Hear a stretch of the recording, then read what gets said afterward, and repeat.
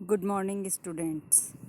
In the previous video of carbohydrate, we have discussed about disaccharides, that is sucrose and maltose.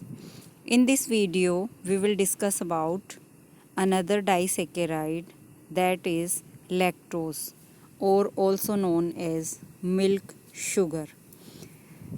Students, lactose का जो general molecular formula होता है वह C12H22O11 है।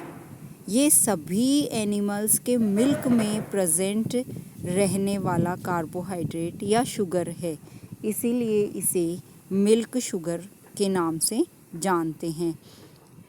दूध से जब पनीर बनाया जाता है तो उसमें जो लिक्विड बच जाता है उसका क्रिस्टलाइजेशन करके फिर उसका वेपोराइजेशन करके लैक्टोज़ हमें मिलता है। लैक्टोज़ वाइट क्रिस्टलाइन सॉलिड होता है। 203 डिग्री सेल्सियस टेम्परेचर पर वह डिकम्पोज हो सकता है।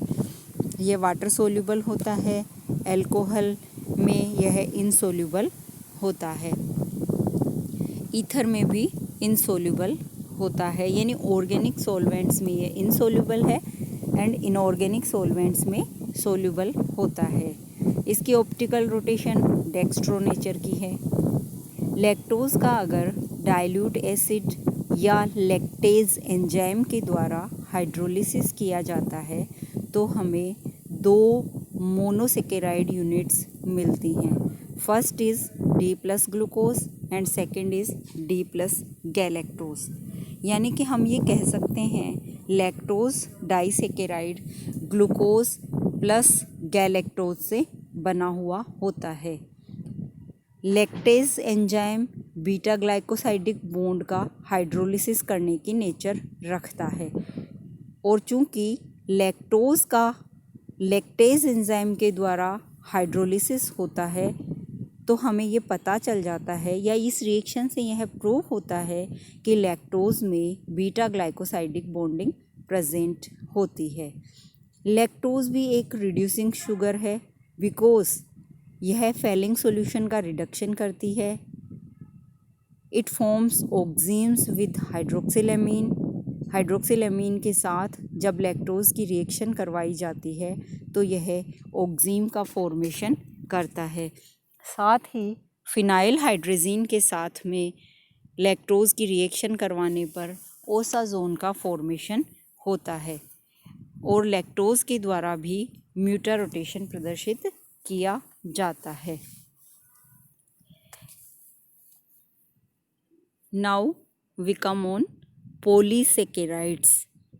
पॉलीसेकेराइड्स वास्तव में मोनोसेकेराइड्स के पॉलीमर होते हैं, यानी 11 से ज़्यादा पॉलीसेकेराइड्स जब आपस में बॉन्डेड रहते हैं तो पॉलीसेकेराइड्स का फॉर्मेशन होता है।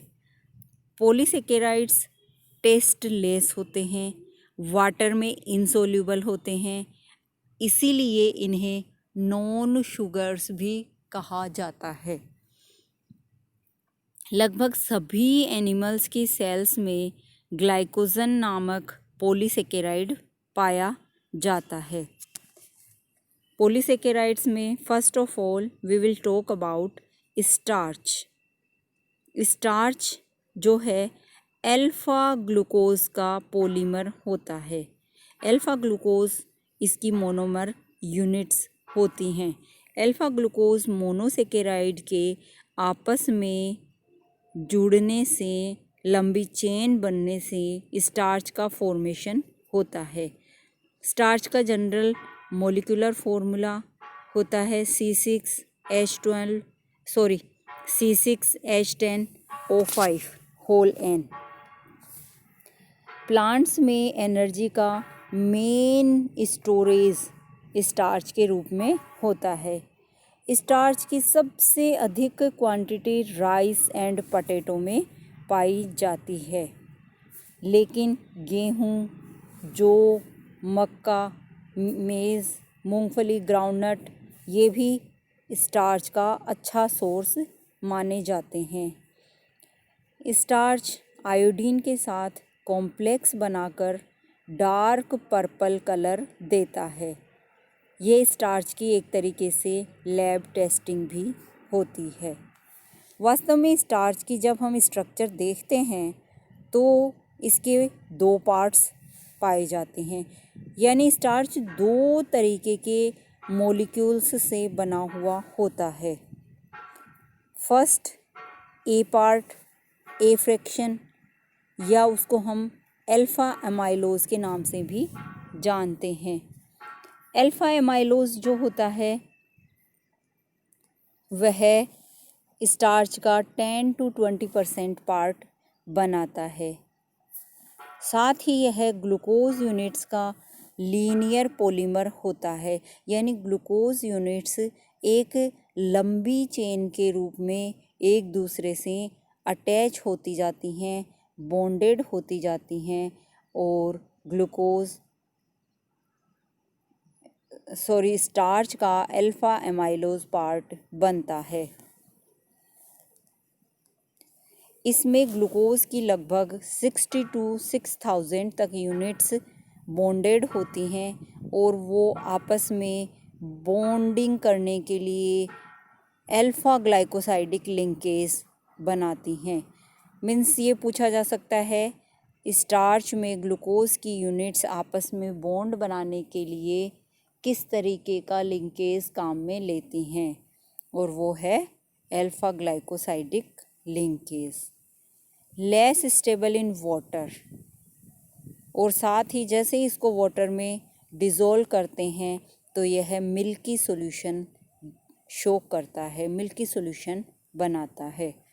स्टार्च का हाइड्रोलिसिस अगर किया जाता है तो उससे फर्स्ट ऑफ ऑल माल्टोज का फॉर्मेशन होता है, यानी कि माल्टोज यूनिट्स स्टार्च बनाती हैं। माल्टोज आपस में ऐड होता जाता है और स्टार्च का फॉर्मेशन होता है। इस हाइड्रोलिसिस के लिए एक एंजाइम की आवश्यकता होती है, वो है डायास्टेस एंजाइम। और हम पहले पढ़ चुके हैं, बात कर चुके हैं कि माल्टोज का जब फर्दर हाइड्रोलिसिस किया जाता है डाइल्यूट एसिड या माल्टेज के द्वारा तो यह अल्फ़ा ग्लूकोज यूनिट्स में कन्वर्ट हो जाता है। ये माल्टोज यूनिट की स्ट्रक्चर है, यानी structure of alpha amylose unit. ये याद रखनी है अपन को एग्ज़ाम के पॉइंट ऑफ व्यू से। साथ ही अगर स्टार्च की अल्फ़ा एमाइलोज यूनिट का हावर्थ प्रोजेक्शन फॉर्मूला पूछा जाए तो इस प्रकार से हम उसको ड्रॉ कर सकते हैं। इसकी हमें प्रैक्टिस करनी है। सिंपल डायग्राम इसका बनाया जा सकता है। इस प्रकार से दोनों ही स्ट्रक्चर्स अपने को लर्न करनी है।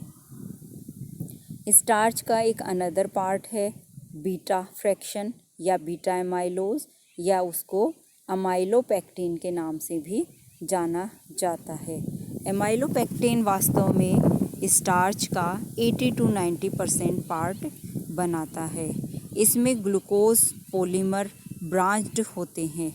देखिए अल्फ़ा एमाइलोज में 10 to 20% पार्ट होता है, ग्लूकोज पॉलीमर लीनियर होते हैं, लेकिन यहाँ एमाइलोपेक्टिन में ये ब्रांच्ड होते हैं और इनकी जो ब्रांचेस होती हैं वो 1,6 and 1,3 बॉन्डिंग से बनती हैं।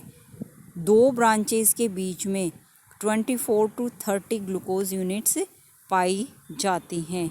और अगर हम इसकी स्ट्रक्चर देखें तो एमाइलोपेक्टिन की या बी फ्रैक्शन की इस तरह की स्ट्रक्चर हमें देखने को मिलती है। नेक्स्ट वीडियो में हम सेलुलोज के बारे में पढ़ेंगे।